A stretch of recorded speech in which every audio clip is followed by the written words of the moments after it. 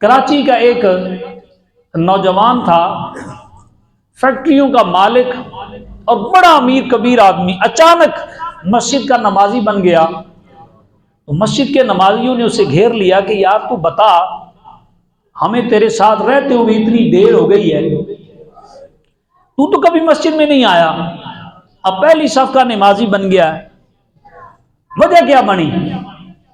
اس نے کہا بات سنو، میں فیکٹری چلاتا ہوں اور میرے پاس ہزاروں ملازمین کام کرتے ہیں، میری عادت ہے کہ میں صبح صبح فیکٹری جاتا ہوں اور شام کو میں واپس آیا کرتا ہوں، سارا دن ملازموں کے ساتھ میں گزارتا ہوں۔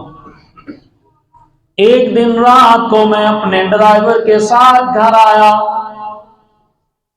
رات جب میں بستر پر لیٹا مجھے نیند نہیں آ رہی، میرا ڈرائیور سو گیا، میں کافی کوشش کرتا رہا مگر مجھے نیند نہیں آ رہی۔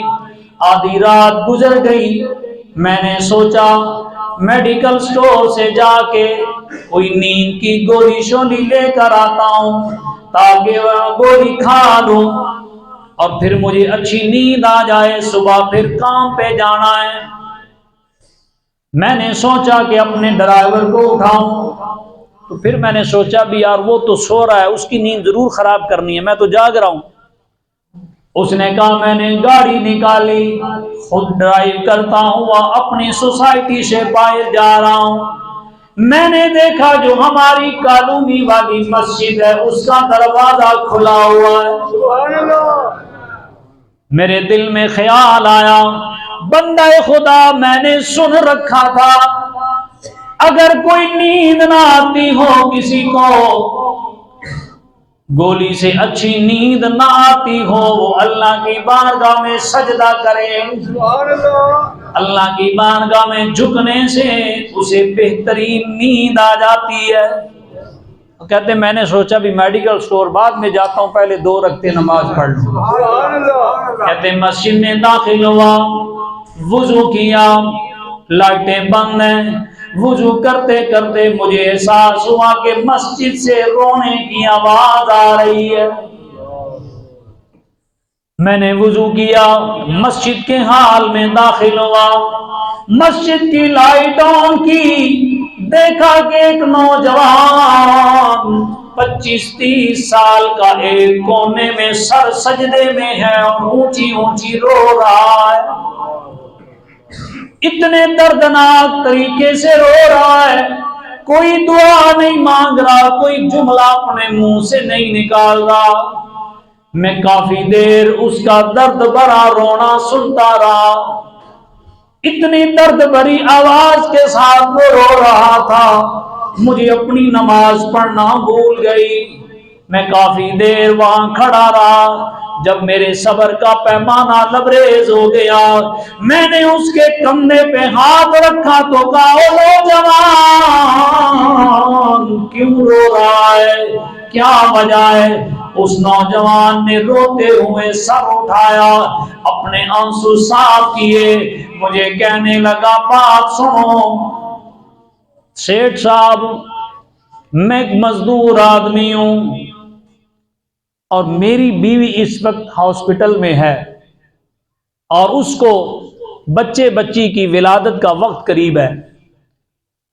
آج اس کو میں لے کر گیا ہوں تو ڈاکٹروں نے کہا کہ یہ کیس نارمل نہیں ہے، آپریشن ہوگا اور اس کے لیے 10,000 روپیہ چاہیے۔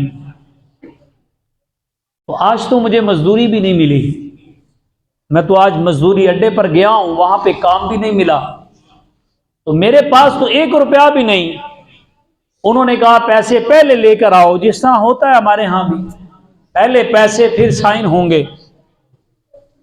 وہ کہتے میں ہسپتال سے نکلا، سوچتا رہا کہ اب کس سے مانگوں، دل میں خیال آیا کس سے بھی مانگوں گا وہ سوالات کرے گا، باتیں کرے گا، شرمندہ کرے گا، چلو اسی سے مانگتے ہیں، اسی کے دربار میں جاتا ہوں جو باتیں نہیں کرتا، شرمندہ نہیں کرتا بلکہ خوش ہو جاتا ہے۔ میں آ گیا، یہاں رو رہا ہوں، وہ سیٹھ صاحب کہتے ہیں میں نے دل میں خیال کیا بندہ خدا یہ ثواب یہ درجہ یہ نیکی اللہ نے تیرے کھاتے میں لکھی ہے. کہتے ہیں میں نے 10,000 روپے نکالے اس نوجوان کو دیے اور ساتھ میں اپنا وزٹنگ کارڈ نکالا. یہاں سے سننا آمن باللہ، اللہ کو مانو. کیسے مانو؟ میں نے اپنا وزٹنگ کارڈ بھی اسے دیا. اس نوجوان نے 10,000 روپے تو پکڑ لیے مگر میرا وزٹنگ کارڈ نہیں پکڑا.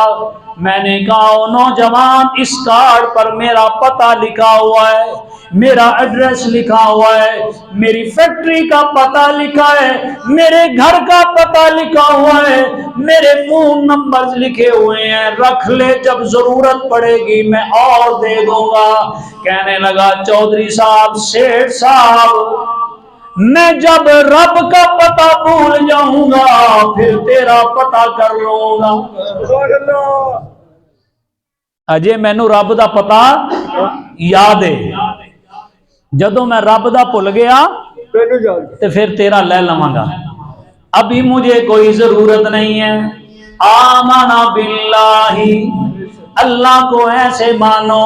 وہ کہنے لگا چودھری صاحب تیرے دروازے پہ ایک دفعہ آؤں گا تو دے دے گا، دوسری دفعہ آؤں گا دے دے گا، تیسری دفعہ آؤں گا تو باتیں بھی بنائے گا، مجھے شرمندہ بھی کرے گا، میری اشتہار بھی لگائے گا، لوگوں کو بتائے گا.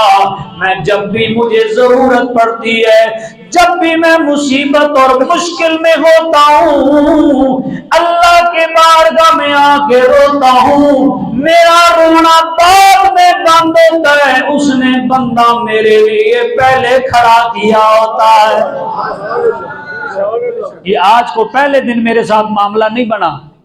مجھے جب بھی ضرورت پڑی میں آ کے مسجد میں روتا ہوں، اس نے بندہ میرے لیے بولیے پہلے تیار کیا ہوتا ہے، تو میں تجھ سے کیوں مانگوں.